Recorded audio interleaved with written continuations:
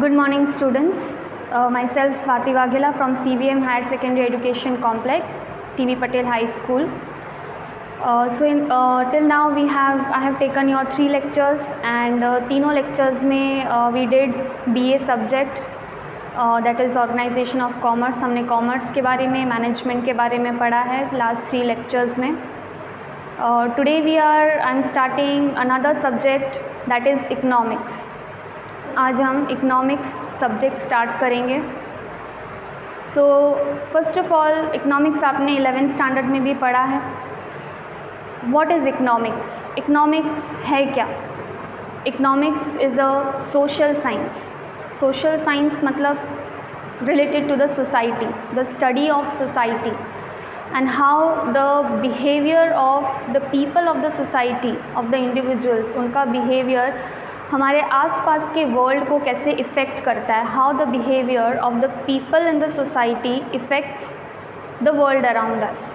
तो इकोनॉमिक्स एक social science है and it is related to the production, distribution and consumption of goods and services.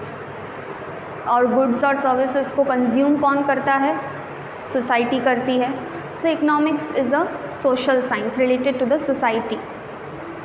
Now economics आपने last year भी पढ़ा है. So you might have seen that economics में बहुत सारे डेटा लॉज होते हैं एंड एनालिसिस किया जाता है. स्टैटिस्टिकल इन्फॉर्मेशन बहुत होती है that is related two figures and अलग अलग कंपनीज़ के अलग अलग ईयर्स के डेटा दिए जाते हैं, प्रॉफिट का, लॉस का. So many statistical information is included in economics. For example, when the budget of a country is presented, जब हमारी कंट्री का बजट प्रेजेंट किया जाता है, सो उसके अंदर भी कितना सारा डेटा होता है, पूरी कंट्री का, अलग अलग डिपार्टमेंट का. So many data is included in the budget and फिर हमें बजट के बारे में पता चलता है. But if all the details of the budget is presented to us, so कितनी सारी चीज़ें बजट में लिखी होती है and if we are given the same information, हमें एक एक लाइन बजट की अगर रीड करनी हो तो वी कैन नॉट अंडरस्टैंड, हमें समझ में नहीं आएगा, हम को रीड करने का मन भी नहीं करेगा. वी विल गेट बोर्ड कि इतना सारा रीड कौन करेगा. सो इकोनॉमिक्स में there is so much information which is purposeful and वो इतनी डिटेल्ड होती है दैट अ ले पर्सन, यानी कि एक जो नॉर्मल जनरल पब्लिक है, उसमें इतना इंटरेस्टेड नहीं होती है, जो शॉर्ट एंड सिंपल है. या फिर if the same information is presented in the form of diagrams, pictures के फॉर्म में अगर सेम इंफॉर्मेशन हमको देखने को मिले तो हमको इंटरेस्ट भी आएगा. The general public will be interested as well as वो उसको रीड करना भी चाहेगी, उसको समझ में भी आएगा. इवन अगर हमको कोई स्टोरी बुक पढ़ने को कहे और उस बुक में बहुत मतलब स्टोरीज़, लंबी स्टोरीज़ लिखी है, सो मे बी हमें भी बोरिंग फील होगा. But if that book has pictures in it तो हमें इंटरेस्टिंग लगेगा. So the same goes with economics. There is a lot of information, especially the statistical information जो figures में होती है. इतने सारे figures ना याद रहते हैं, ना पढ़ने का मन करता है. So if the same information is presented in the form of pictures, then it can be interesting to the general public also. So यही हमारा first chapter है economics में, that is graph in economics.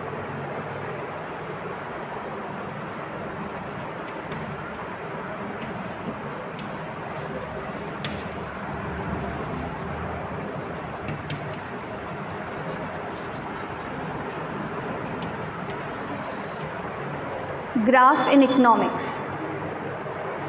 Now to present the picture in different ways, मतलब information को pictures के form में दिखाने के लिए two methods are there. First one is diagram and the other is graph. दो तरीक़ों से हम statistical information को present कर सकते हैं interesting way में, that is graph and diagram.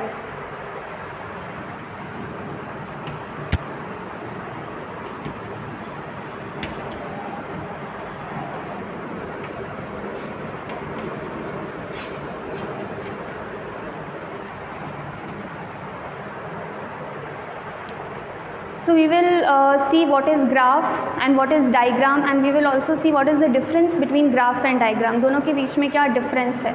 So एक बार हम डिफरेंस देखेंगे तो हमें पता चल जाएगा कि ग्राफ क्या है और डायग्राम क्या है. So I will be telling you the main points कि किन किन पॉइंट्स के हिसाब से आप दोनों के बीच में डिफ्रेंशिएट कर सकते हैं. And you have to remember कि स्टैटिस्टिकल यानी कि इकोनॉमिकल एनालिसिस को प्रेजेंट करने के लिए दो टाइप के पिक्चर्स यूज़ होते हैं, that is graph and diagram. This you have to remember. Now first of all, what is the meaning of graph and what is the meaning of diagram. So if we see diagram, दोनों की first हम देखेंगे definition. Definition is almost the same. Diagram क्या है? तो diagram is the representation of observable data in the form of pictures, यानी कि data को पिक्चर्स के फॉर्म में रिप्रेजेंट करना. This is the meaning of diagram. तो हमारा फर्स्ट पॉइंट ऑफ डिफरेंस जो है वो होगा definition.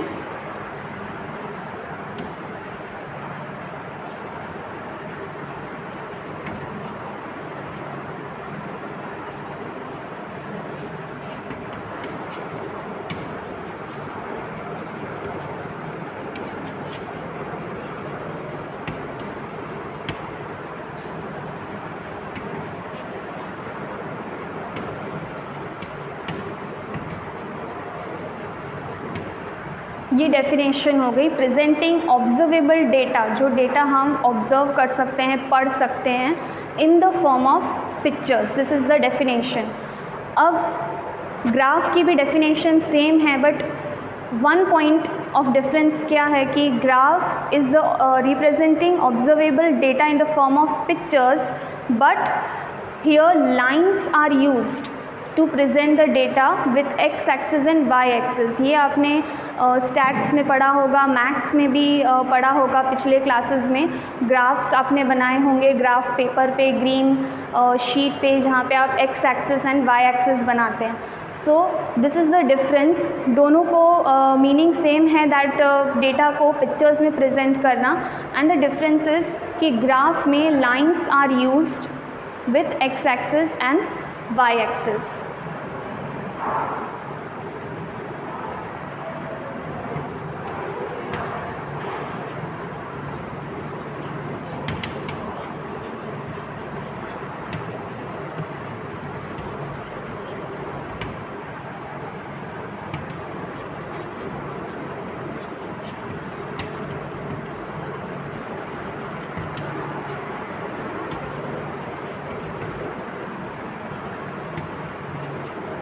Lines are used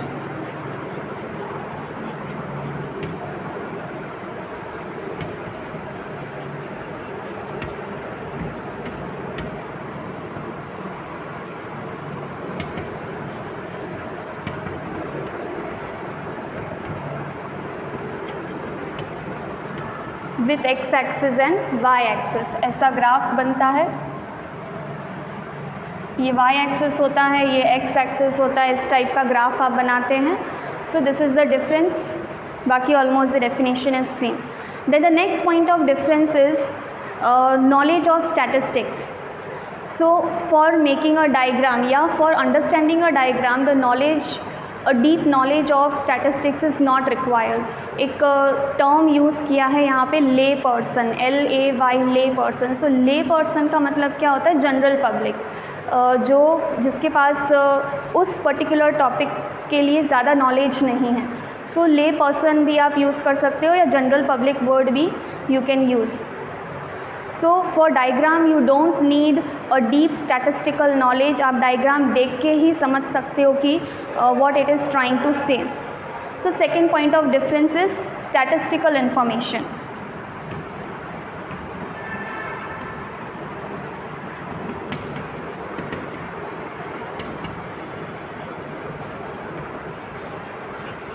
Statistical knowledge. For diagram, statistical knowledge, a deep statistical knowledge is not required, and graph के लिए deep statistical knowledge is required.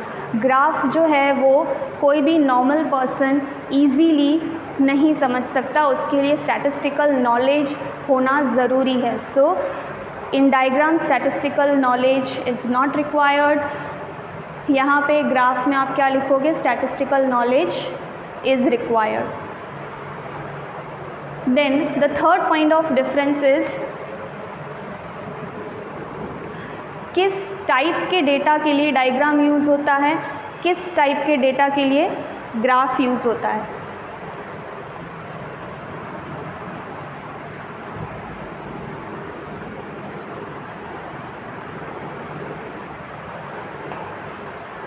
दो points हमने डेफिनेशन और स्टैटिस्टिकल इंफॉर्मेशन देखा। Third point is data. Diagram is used for discrete frequency distribution और graph is used for continuous frequency distribution. Now this you might have learned in your statistics subject, stats में आपने पढ़ा होगा discrete and continuous frequency distribution. जब question में data ऐसे दिया है कि when the price of the product is 1, तो उस प्रोडक्ट की डिमांड 100 है, 100 लोग उस प्रोडक्ट को डिमांड करते हैं। जब प्राइस 5 है तो 50 लोग उसको डिमांड करते हैं। जब प्राइस 10 है तो डिमांड 30 है, 20 है तो डिमांड घट जाती है। जैसे प्राइस बढ़ती है डिमांड कम होती जाती है। सो ये जो प्राइस है ये एक ही दी हुई है। 1 रुपी प्राइस है तो डिमांड इतनी है, 5 रुपी प्राइस है तो डिमांड इतनी है। This is discrete frequency distribution. But if in place of this अगर यहाँ पे क्लास दिया है दैट जब प्राइस 1 से 5 के बीच में है, 1 रुपये से 5 रुपये के बीच में, द डिमांड इज़ 100। जब 6 to 10 के बीच में है प्राइस तो डिमांड इतनी है। फिर 11 to 15 के बीच में अगर प्राइस है 11 रुपीज़, 12 रुपीज़, 13 रुपीज़ तो डिमांड इतनी है। सो जब ये क्लास वाइज डेटा दिया है दिस इज़ कंटिन्यूस। अगर सिंगल दिया हुआ है it is discrete, class wise दिया हुआ है तो कंटिन्यूस। सो जब सिंगल है it is not class wise तो डायग्राम यूज़ होता है। So diagram is used for data in discrete frequency distribution. ये वर्ड्स आपको याद रखने हैं।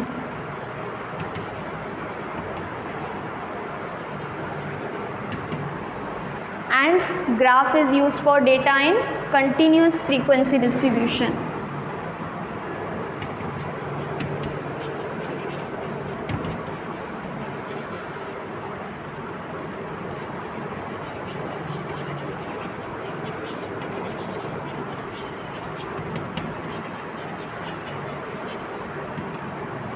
So for what type of data it is used? Discrete and graph is used for continuous frequency distribution. The next fourth point of difference is self-explanatory. Self-explanatory का मतलब self मतलब खुद से, explanatory मतलब explain करना। So खुद से explain करना मतलब खुद से समझना। So diagram is self explanatory. Diagram ऐसा होगा कि देख के ही आपको पता चल जाएगा what it is trying to say. Suppose in this COVID situation आप कोई भी पिक्चर देखते हो, कोई भी पब्लिक प्लेस पे आप जाओगे, देन किसी भी ह्यूमन बीइंग का फेस बना हुआ है which is covered with a mask which says that you can enter only with mask. So ऐसे बहुत सारे अलग अलग टाइप के पिक्चर्स हैं। पिक्चर्स ऑफ वॉशिंग हैंड्स की यहाँ पे means you have to wash your hands. फिर पार्किंग एरियाज़ पे आपने देखा होगा that a picture of a vehicle is made और उस व्हीकल पे क्रॉस मार्क होता है। सो उससे आपको पता चलेगा कि यहाँ पे इट्स नो पार्किंग, यहाँ पे आपको पार्किंग नहीं करनी है। सो वो डायग्राम, वो पिक्चर देख के you can understand what it is trying to say. So it is self explanatory. आप देख के खुद ही समझ जाओगे, किसी और को बताने की ज़रूरत नहीं पड़ेगी कि ये क्या कह रहा है। So diagram is self explanatory but graph is not self explanatory. You can not easily understand what seeing the graph what it is trying to say. As we saw earlier, you need statistical knowledge to understand a graph. So diagram is self explanatory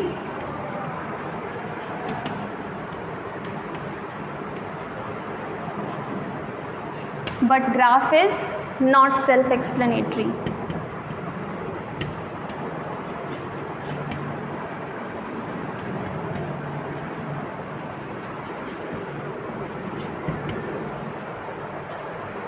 and the last point of difference is it's use, means diagram कहाँ पे use होता है और graph कहाँ पे use होता है. So diagram means कौन यूज़ करता है. So diagram is used by any advertising agencies. कोई भी एडवर्टाइजिंग एजेंसीज़ उसको यूज़ करती है टू एडवर्टाइज देयर प्रोडक्ट्स या अपनी एडवर्टाइजमेंट को और भी अट्रैक्टिव बनाने के लिए वो अलग अलग डायग्राम्स यूज़ करती है. अपने एडवर्टाइजमेंट्स देखें, टीवी में बहुत सारे एडवर्टाइजमेंट्स आते हैं.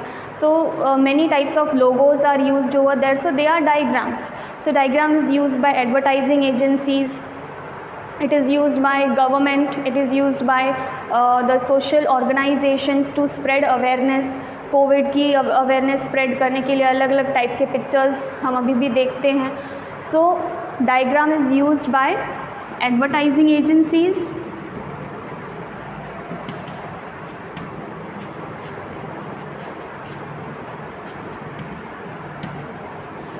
Government and social organizations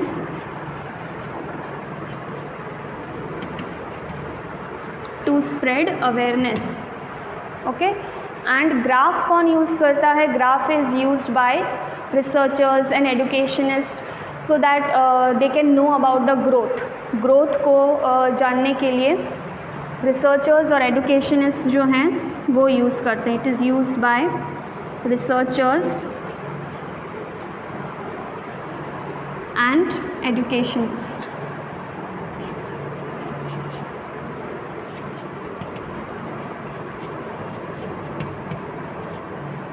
So these are the 5 point of differences between graph and diagram, जिससे आपको ये भी समझ में आएगा what is graph and what is diagram. पहले हमने definition देखा, then we saw that it is used for data in discrete frequency distribution और ये continuous frequency distribution. This is self explanatory, this is not self explanatory और इसको कौन use करता है वो हमने लिखा. So ये difference भी पूछा जाता है and you have to note this down अपनी book में chapter start करके. You have to note the differences, जो भी 5 points बोर्ड पे अभी लिखे हैं इसको अभी से ही अपनी बुक में लिखना स्टार्ट करो so that your book remains complete on time. Okay, thank you.